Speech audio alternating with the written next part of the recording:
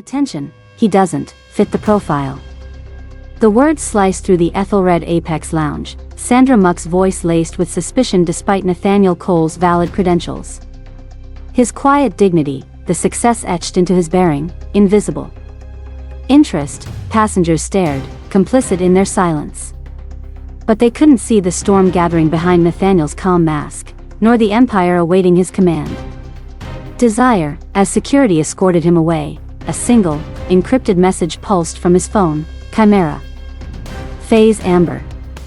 Action, implicit, they thought they were enforcing standards. They had just declared war on a force poised to shatter their world. How far will one man go when his very presence is questioned? The air in Washington National Airport hummed with the low thrum of forced patience, a symphony of rolling luggage wheels and murmured anxieties. Nathaniel Cole moved through it like a phantom, his presence both commanding and deliberately unobtrusive. The Tom Ford suit, tailored to within a millimeter of perfection, wasn't armor, but camouflage, a concession to a world that judged books by their covers, especially when the cover was black. At 42, he'd built an empire from whispers of code and the relentless pursuit of algorithmic truth, amassing a fortune that rendered the concept of first class almost quaint. Yet, here he was, navigating the subtle, persistent friction that clung to him in spaces like these, the brief, recalibrating glances, the slight stiffening of uniformed backs, the almost imperceptible tightening of grips on designer purses. It was the background radiation of his existence, a low-level hum he'd learned to filter out, most days. He approached the Ethelred Airline's Apex Lounge, a sanctuary promised by the platinum card resting lightly in his hand. Behind the polished mahogany podium stood Sandra McCool, her uniform crisp, her expression meticulously neutral until her eyes landed on Nathaniel. In that micro-expression, Nathaniel saw it, the flicker of assessment, the categorization, the almost involuntary query, does he belong? It was a look he knew better than his own reflection, honed over decades of exceeding expectations while simultaneously being questioned for occupying the spaces his success afforded. Good morning, Nathaniel's voice was calm, modulated, revealing none of the weariness that settled deep in his bones. He placed his identification and Apex status card on the counter. Ethelred Flight 712 to San Francisco. Sandra picked up the documents with a practiced slowness, her nails clicking softly on the laminated card. Good morning, sir. The pause was infinitesimal, yet it hung in the air like static electricity. Her eyes scanned the ID, then flicked back to his face, a silent interrogation. Purpose of travel today? Business, Nathaniel replied, meeting her gaze directly. The faint lines around her eyes tightened. She tapped keys with unnecessary force, the rhythm sharp, percussive. Nathaniel Cole. Cole Applied Sciences, she murmured, reading from her screen, then looked up, a veneer of professional curiosity barely masking something sharper. That's ambitious. Nathaniel offered no reply, letting the silence stretch. He'd learned long ago that defending his existence was a battle waged on shifting sands, best left unfought. Let the assumptions bloom, they said more about the observer than the observed. Sandra leaned towards her younger colleague, whispering something Nathaniel couldn't quite catch, but the colleague's quick, embarrassed glance told him enough. Startup money. Lottery winner.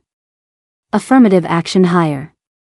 He'd heard variations whispered in boardrooms, golf courses, and yes, airport lounges, across the globe. Your boarding pass, Mr. Cole, Sandra said, holding it out but not quite releasing it, her eyes fixed on his face. The Apex Lounge is reserved for our most valued members. We maintain strict standards. The implication was clear, standards you might not meet. I believe my membership qualifies, Nathaniel said, his voice still level, but a new, cold weight settling beneath the calm. Sandra's smile was thin, brittle. These premier memberships, sometimes they get shared or acquired through channels. She let the insinuation linger. I just need to verify a few things in the system. Standard procedure. She turned pointedly to her monitor, her back a wall of deliberate obstruction. Nearby, a man in faded golf attire snorted audibly. Probably looking for the bus station, he muttered, just loud enough to carry. Sandra offered no correction, her silence a form of tacit agreement. The air thickened with unspoken judgments, the collective gaze of the privileged few turning Nathaniel into an exhibit. He felt the familiar heat rise in his chest, the old instinct to lash out, to demand the respect he had earned tenfold. But he quelled it. Reacting was surrender. "There seems to be a discrepancy with the status validation, sir," Sandra announced, turning back, her expression a blend of feigned concern and quiet triumph. "I'm afraid I can't grant you access at this time. I'll need to call security to clarify the situation." Nathaniel nodded slowly, his face an unreadable mask. "As you deem necessary." He stepped aside, his posture immaculate, his gaze distant. As Sandra picked up the phone, whispering into the receiver, Nathaniel saw him, a young black man in an Ethelred intern's uniform, stacking magazines nearby. Their eyes met for a fleeting second, and Nathaniel saw a reflection of his own younger self, the shock, the dawning horror, the feeling of witnessing an injustice naked and undisguised. The intern, whose name tag read Jamal, quickly looked away, fumbling with the magazines, his distress palpable. 2 security officers arrived, led by Supervisor Victor Grant, a man whose weary professionalism suggested years navigating the complex human terrain of the airport. Grant listened to Sandra's clipped explanation: potential status misrepresentation, unusual circumstances, maintaining lounge integrity. Grant looked at Nathaniel, then at the documents Sandra grudgingly provided. A flicker of recognition, quickly suppressed, crossed Grant's face. "Ms. McCoo, the credentials appear valid. Mr. Cole's Apex status is confirmed," Grant stated, his voice firm but low. "But Victor, the system," Sandra began, her voice rising slightly. "He just doesn't fit the profile. We have to be careful." Grant's jaw tightened almost imperceptibly. He was caught between policy and prejudice, a position he clearly detested. "Sir," he addressed Nathaniel, the apology evident in his eyes, "standard procedure requires we step away to verify this fully. If you wouldn't mind accompanying us." "Of course," Nathaniel agreed readily. As they walked away from the charged atmosphere of the lounge entrance, leaving Sandra looking vindicated, Nathaniel discreetly retrieved his phone. He held it low, his thumb moving with practiced speed. One short, encrypted message sent. No dramatic call needed, not yet. The command was simple, digital, untraceable. Chimera. Phase Amber. The algorithm, the digital ghost he'd built for moments precisely like this, awakened. It wasn't just an airline he was targeting now. It was the casual, corrosive assumption behind Sandra Muck's eyes, the comfortable silence of the onlookers, the institutional inertia that allowed such moments to persist. The game had begun. He glanced back briefly. Jamal the intern was watching, phone clutched tightly in his hand, his expression a mixture of fear and something else, resolve. Nathaniel held his gaze for a second longer than necessary, a silent acknowledgement passing between them before turning to follow Grant into the sterile corridor leading to the security office. The hum of the airport seemed to deepen, charged with an unseen current. The security office felt like a confessional stripped bare, linoleum floors, fluorescent lights humming overhead, the faint scent of stale coffee and disinfectant. Victor Grant gestured towards a plastic chair, his discomfort a tangible presence in the small room. "Mr. Cole, I apologize for this. It's procedural." "Procedure often serves purposes other than its stated intent, Mr. Grant," Nathaniel replied quietly, declining the seat. He remained standing, a pillar of calm defiance.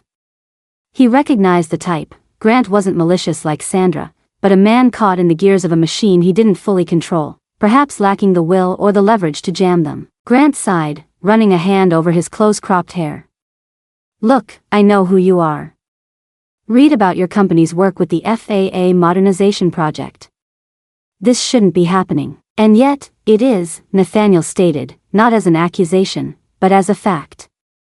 "The question is why, and what happens next?" Before Grant could respond, his desk phone buzzed. He answered, listened intently, his brow furrowing. "Understood. Yes. No, everything checks out.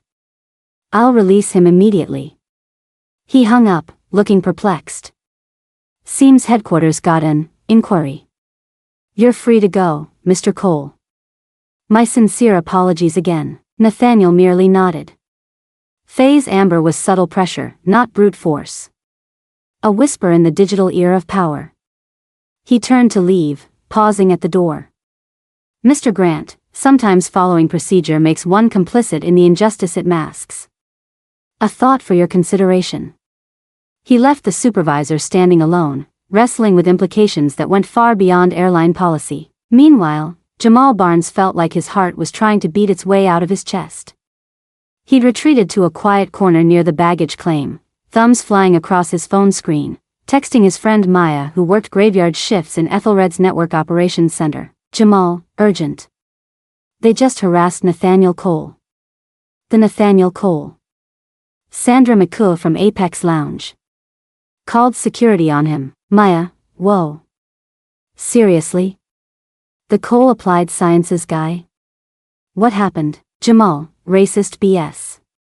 Said he didn't belong. I saw the whole thing. It was messed up. Maya, damn. Be careful, Jamal. Sandra's got seniority, and management protects their own. Jamal, I know, but, man, it felt wrong. He just stood there, took it. But his eyes felt like looking at a storm gathering. A new message popped up, an internal Ethelred alert. Network Operations Advisory, experiencing intermittent latency issues with Apex tier reservation cross-referencing. Engineering investigating. Expect minor delays. Jamal stared at it. Coincidence? Or was the storm already making landfall? Miles away, in a minimalist, secure office overlooking the Potomac, Leah Okoro, head of global security for Cole Applied Sciences and architect of Project Chimera, monitored a constellation of data streams. Phase Amber was complete, a gentle nudge, enough to trigger internal alarms at Ethelred without revealing the hand behind it. Her secure line chimed. Okoro, Leah. Status? Nathaniel's voice was calm, but she heard the underlying steel. Amber confirmed. Internal comms flagged the incident. Grant released you. Initial network probes indicate legacy systems ripe with vulnerabilities. Whitmore is en route to a golf fundraiser. Charles Whitmore, Nathaniel mused. Ethelred CEO, a man known for his political connections and disdain for anything disrupting the old boys network. He embodies the rot. Proceed to phase Citron. Gentle erosion. Focus on operational friction points, logistics, premier services. Let them feel the pinch, attribute it to system age. Understood. And Sandra McCool? An instrument, not the composer. Document her history. Let the system she represents deal with her. Our focus is higher. Copy that. Chimera moving to Citron. Across town, Charles Whitmore adjusted his tie in the back of his chauffeured Escalade, chuckling over a call with Senator Davies. Absolutely, Tom. That carbon emissions proposal? Dead on arrival. Ethelred appreciates your understanding. He ended the call as his assistant forwarded a flagged internal email summary. Subject, minor lounge incident and system glitches. Whitmore scanned it dismissively. Passenger dispute? Security called? And IT can't keep the damn systems running? Standard Tuesday. He tossed the tablet aside. Tell PR to draft the usual, committed to excellence, garbage if anyone asks, and light a fire under IT. We pay them enough. He turned his attention back to the rolling greens of the Congressional Country Club, oblivious to the digital termites beginning to chew at the foundations of his meticulously constructed world. Back at the airport, Victor Grant pulled up Sandra Muck's personnel file. 3 prior passenger complaints citing demeaning language and profile-based scrutiny. All closed with counseling provided. He accessed the Apex Lounge security footage from an hour ago, watching the interaction again. Sandra's tight smile, Nathaniel's unwavering composure, the palpable tension. He saw his own hesitation, the way he'd defaulted to procedure over intervention. Nathaniel's parting words echoed, complicit in the injustice it masks. A knot formed in his stomach. He minimized the file, but the image lingered, a stain on his professional conscience. The system wasn't just glitching, it felt fundamentally flawed. The following week unfolded like a slow-motion system crash for Ethelred Airlines. Phase Citron wasn't about overt destruction, it was about friction, inefficiency, and the steady erosion of confidence, particularly among the airline's most lucrative clientele. Apex tier members found their seat assignments inexplicably changed, flights delayed due to crew scheduling conflicts that materialized out of thin air, and baggage rerouted through improbable city pairings. The booking website became sluggish, often timing out during peak hours. Payment processing occasionally double-billed, then auto-refunded days later, creating accounting nightmares. Ethelred's IT department, already stretched thin by years of underinvestment Whitmore prioritized for stock buybacks, descended into chaos. They chased phantom bugs, patched non-existent vulnerabilities, and blamed aging infrastructure, unaware that Project Chimera was subtly manipulating data flows, amplifying minor issues into major disruptions, and mimicking the symptoms of systemic decay. Charles Whitmore's irritation simmered into fury. "Fix it," he roared during a video conference with his COO, Helen Voss, and the hapless IT director. "I don't care what it costs. Our premium passengers are complaining directly to my office. This quarter's earnings are on the line." Helen Voss, a shrewd executive who had navigated Ethelred's treacherous internal politics for years, watched Whitmore with carefully veiled calculation. She'd long chafed under his leadership, recognizing the rot beneath the polished surface. She'd seen safety concerns minimized and ethical lines blurred. Now, she sensed an instability, an opportunity, perhaps. "Charles," she interjected smoothly, "perhaps this is more than just aging systems. The timing, coinciding with several sensitive internal matters. Maybe we need external expertise?" Whitmore waved her off. "Don't be paranoid, Helen. It's incompetence. Fire the director if you must, but get it handled." But Helen's suggestion lingered. She made a discreet call later that day, leveraging a connection from a past life in defense contracting. "I need a name," she said quietly. "Someone who understands complex digital threats. Deniable, thorough." The name she received was Ethan Ross. Ethan Ross arrived like a phantom limb, impeccably dressed, radiating an aura of unnerving calm and ruthless efficiency. He wasn't IT, he was a fixer, specializing in corporate crises that required navigating the shadows.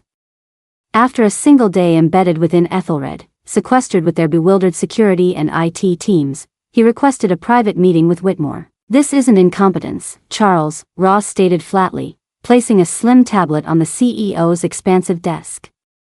"It's targeted. Sophisticated.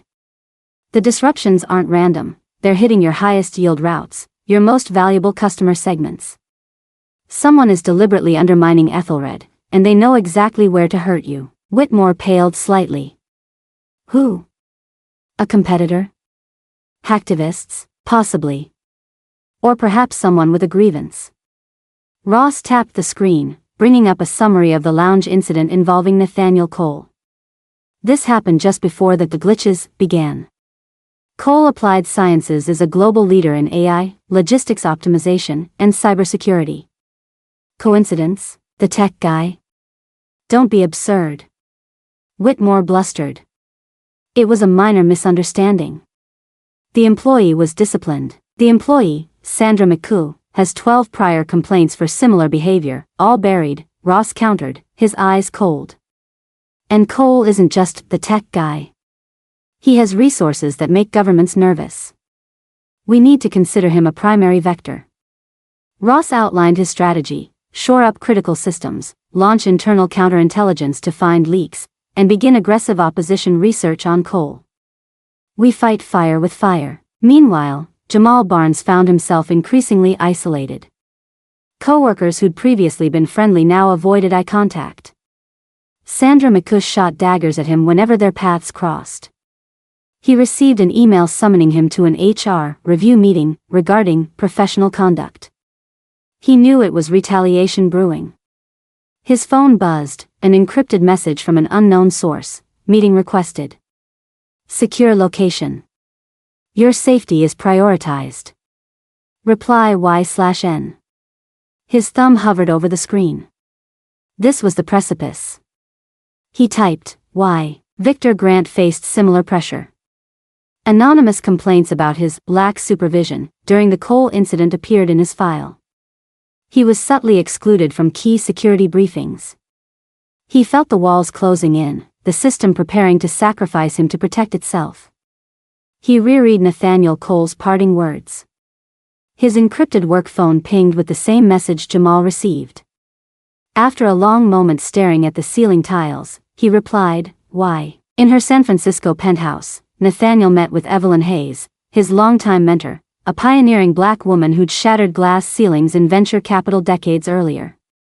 The city lights sprawled below them like scattered jewels. "Project Chimera is proceeding," Nathaniel stated, sipping artisanal tea. "Ethelred is bleeding." Evelyn studied him, her gaze sharp. "Leah Okoro is ruthlessly effective. But Nathaniel, this path, it consumes. Is this justice, or is it vengeance wearing a finer suit?" "It's accountability, Evelyn," Nathaniel countered. "Whitmore, Ethelred, they represent a system built on exclusion, propped up by corruption. They dismissed safety, ignored discrimination, laundered money through subsidiaries." He gestured towards a secure tablet displaying damning evidence Leah's team had unearthed: falsified maintenance logs, offshore accounts, connections to illicit charter operations. "This isn't just about me in that lounge. It's about the pilots flying planes they know weren't properly serviced, the employees harassed into silence, the rules bent for the powerful. And the cost, Nathaniel?" Evelyn pressed gently. "Ethelred employs thousands. When empires fall, the debris crushes innocent people. Change is disruptive," Nathaniel conceded. "But the status quo is a slow, grinding destruction for many. Sometimes, a controlled demolition is necessary to build something sound, something just. We will mitigate the fallout for the rank and file. Whitmore and his enablers, however, must face the consequences." Evelyn sighed. "You always saw the patterns, even as a boy. Just ensure the pattern you're weaving now doesn't unravel into something you can't control. Power is a tool, Nathaniel, not a destination." As Ethan Ross's team began digging into Nathaniel's past, searching for leverage, Leah Okoro activated the next phase of Chimera. It was time to move from friction to fracture. The dam broke not with a flood, but with a series of precisely targeted detonations. It began with an anonymous, data-rich leak to a renowned investigative journalist collective known for tackling corporate malfeasance. Simultaneously, a detailed whistleblower report, compiled from evidence gathered by Leah's team and corroborated by internal sources cultivated over weeks, landed on the desks of key figures at the SEC and the Department of Transportation. The story that emerged was devastating. Ethelred Airlines, under Charles Whitmore's leadership, wasn't just discriminatory, it was profoundly corrupt. Falsified flight maintenance records, deliberately suppressed safety incident reports, a pattern of burying sexual harassment claims with hefty NDAs, and intricate schemes involving offshore shell corporations linked to Whitmore himself, used to siphon company funds and potentially launder illicit money through a barely regulated charter subsidiary. Major news outlets, initially cautious, jumped on the validated information. CNN, MSNBC, The Wall Street Journal. Suddenly, Ethelred wasn't just facing operational glitches, it was engulfed in a firestorm of scandal.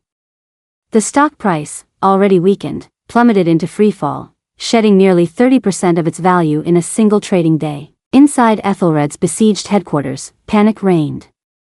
Charles Whitmore, his face ashen, alternated between furious denial and frantic calls to his political allies, only to find doors quietly closing. The senators and lobbyists who'd gladly accepted his donations were now distancing themselves from the radioactive fallout. "Ross! What the hell is going on?" Whitmore screamed into his phone. "You were supposed to stop this. The leaks are surgical, Charles." Ethan Ross's voice was tight, strained. "They have internal documents, emails. Someone high up has been feeding them information for weeks, maybe months. We tried to plant a counter-narrative about Cole, financial irregularities, but Okoro's team intercepted and flipped it. They traced our fabricated evidence back to us. The FBI is now looking into our methods." Ross knew the game was turning. He was shifting from offense to damage control, perhaps even self-preservation. Helen Voss watched the implosion with a mixture of grim satisfaction and strategic patience. She received coded updates from Leah Okoro. The evidence implicating Whitmore was overwhelming, but carefully curated to leave Voss herself untouched. even positioning her previous, ignored objections as signs of integrity. The board members, terrified of legal liability and shareholder lawsuits, were already whispering about emergency meetings, about needing new leadership. Her moment was approaching. Then came the human element. Victor Grant, guided by Leah's team to a secure location, gave a recorded deposition to federal investigators, detailing the systemic disregard for procedure when it came to passenger profiling and the suppression of safety concerns he'd witnessed. His testimony, calm and credible, provided damning context to the leaked documents. Jamal Barnes, similarly protected, shared his first-hand account of the lounge incident and the subsequent intimidation tactics with the investigative journalists. His narrative, the story of a young intern witnessing casual injustice and facing corporate silencing, resonated powerfully on social media, adding a visceral, relatable face to the corporate scandal. The hashtag Ethelred accountability trended globally. Sandra McCool found herself suspended, then summarily fired. Paparazzi camped outside her suburban home. Her attempts to contact Whitmore or HR were met with silence. Ethan Ross's team had cut her loose, a necessary sacrifice. Isolated and bewildered, she lashed out at Erica, the young gate agent who had quietly cooperated with Leah's investigators after witnessing Sandra's behavior. "You ruined me," Sandra hissed during a final, accidental encounter in the employee parking lot. Erica stood her ground, her voice trembling slightly but firm. "You did this, Sandra. What you did to Mr. Cole, and who knows how many others, it was wrong. It was always wrong." The final blow came swiftly. Federal agents, armed with warrants based on the SEC report and Grant's deposition, raided Ethelred headquarters and Charles Whitmore's penthouse apartment, seizing servers, documents, and devices. As Whitmore was being formally notified of his immediate suspension by a grim-faced delegation from the board, his secure office line bypassed protocols and connected to an external video call. Nathaniel Cole's face filled the screen, calm, impassive. "Cole. You did this." Whitmore sputtered, rage warring with fear. "Corruption is a cancer, Charles," Nathaniel replied evenly. "Sometimes radical surgery is required to save the patient. Or perhaps," he paused, letting the words hang, "to clear the way for a healthier organism. What do you want?" Whitmore whispered, defeated. "I wanted accountability," Nathaniel said. "And change. The board is meeting now. They are considering pathways forward. Perhaps one involves Cole Applied Sciences." He didn't elaborate, didn't gloat. He simply disconnected the call, leaving Whitmore staring at his own reflection in the blank screen as the reality of his utter ruin crashed down upon him. The reckoning had arrived. The collapse of Ethelred Airlines wasn't a clean implosion, it was a messy, protracted disintegration. Cole Dynamics didn't swoop in for a bargain acquisition as Nathaniel had initially suggested to Evelyn. Instead, facing cascading lawsuits, federal investigations, and near-certain bankruptcy, the terrified Ethelred board, now provisionally led by a cautious Helen Voss, accepted a complex restructuring plan brokered with heavy involvement from the Department of Transportation and major creditors. Cole Applied Sciences provided critical interim funding and technological oversight, essentially life support, but stopped short of outright ownership. Nathaniel Cole had demonstrated his power not by conquering, but by forcing the system to confront its own decay. Charles Whitmore, facing a mountain of evidence, accepted a plea deal, cooperation in exchange for a reduced sentence, though rumors persisted that powerful friends had intervened to shield him from the harshest charges related to the money laundering. He would serve time, but perhaps not as much as many felt he deserved. Sandra McCool, unable to find work in the industry and facing potential civil suits from passengers identified through the investigation, filed for personal bankruptcy, fading into obscurity, a footnote in a larger drama. Ethan Ross vanished, his consulting firm dissolved overnight, leaving behind whispers of shredded documents and wiped servers. Cole Air never launched. The Ethelred name remained, tarnished but intact, operating under stringent federal oversight and a completely new management team hand-picked by Voss, with heavy input from Cole's advisors. Thousands of jobs were saved, but the transition was brutal. Layoffs hit middle management hard, those deemed complicit or redundant in the new, leaner structure. Morale among the remaining employees was fragile, a mixture of relief, resentment, and profound uncertainty. Jamal Barnes accepted a position not at Cole Dynamics, but within the restructured Ethelred, working directly under Erica, who now headed a genuinely empowered ethics and passenger advocacy office. They faced the daunting task of rebuilding trust, implementing new training programs, and ensuring the patterns of the past weren't repeated. It was slow, frustrating work, far removed from the swift, decisive victory narrative many had initially perceived. They encountered resistance, cynicism, and the deep-seated inertia of corporate culture. Victor Grant retired, disillusioned with institutional dynamics but finding a measure of peace. He occasionally met with Jamal and Erica for coffee, offering quiet counsel drawn from his years of observation. He knew true change wasn't forged in dramatic confrontations alone, but in the daily, unglamorous commitment to doing things differently. Months later, Nathaniel Cole stood on the observation deck of his San Francisco headquarters, looking out at the fog rolling in, blurring the sharp lines of the city. Leah Okoro stood beside him, presenting the final report on Project Chimera. Ethelred is stabilized, operating under the consent decree, she summarized. Voss is implementing reforms, albeit slowly. Whitmore is incarcerated, though likely for less time than warranted. The message was sent. Was it justice, Leah? Nathaniel asked quietly, his gaze fixed on the indistinct horizon. Or just disruption? We exposed the rot, Leah replied pragmatically. We forced accountability where there was none. We changed the trajectory. Isn't that the goal? Nathaniel didn't answer immediately. He thought of the thousands of Ethelred employees facing an uncertain future, the collateral damage Evelyn had warned about. He thought of Whitmore, perhaps escaping the full measure of consequence through the very system loopholes he'd exploited. He thought of the immense power he had wielded, the digital ghosts he had unleashed. The line between correction and destruction felt finer, more ambiguous than he had anticipated. He had proven that discrimination, even the casual, insidious kind practiced by Sandra McCoo, existed within a larger ecosystem of corruption that could be challenged and broken. He had forced a reckoning.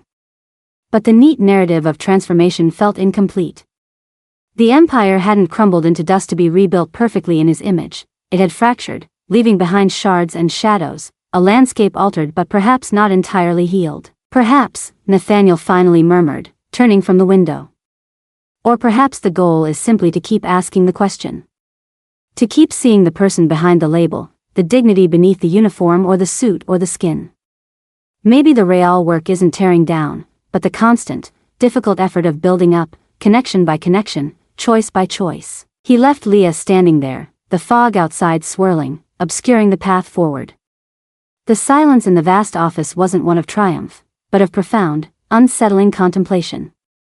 Had he truly paved the way for a more just future, or merely demonstrated the terrifying power of one individual to reshape the world, leaving the fundamental questions of responsibility, consequence, and the true meaning of dignity hanging, unresolved, in the turbulent air? The debate, it seemed, had only just begun.